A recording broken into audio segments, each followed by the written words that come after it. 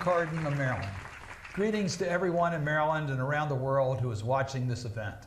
I especially want to thank the Iranian American community of Maryland for their invitation. It is my honor to join you today.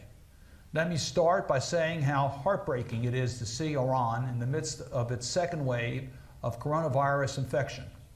For the Iranian people to fight against the pandemic, as well as coping with such an oppressive regime, is an incredible burden to bear. But we cannot let this global health crisis deter us from continuing to fight for human rights all over the world. To that end, let me mention briefly my resolution that was introduced prior to the COVID pandemic in the United States. Senate Resolution 539, which I introduced with Senators Jeanne Shaheen, Kaine, and Jacky Rosen, expresses support for the rights of the Iranian people to self-determination and condemns the regime for its violent suppression of free expression and shooting down of Ukraine International Airlines Flight 752.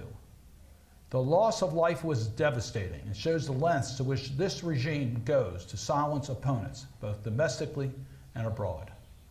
Our resolution supports the rights of all Iranians, wherever they are in the world, to peacefully assemble and protest the Iranian government without fear of violence or reprisal. It also calls on the administration to do everything possible to ensure free and uninterrupted access to the internet for the Iranian people.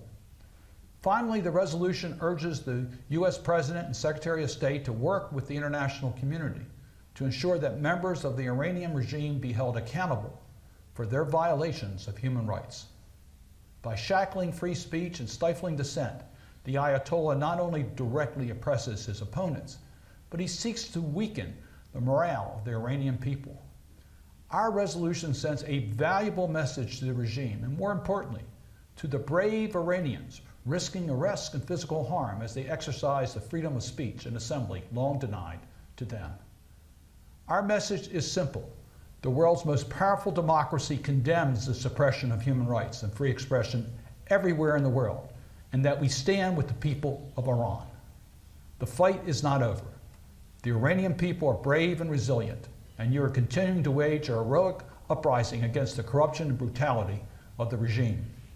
The brighter future is within reach in Iran. I will keep working to ensure the United States, in cooperation with the entire international community, helps you get there.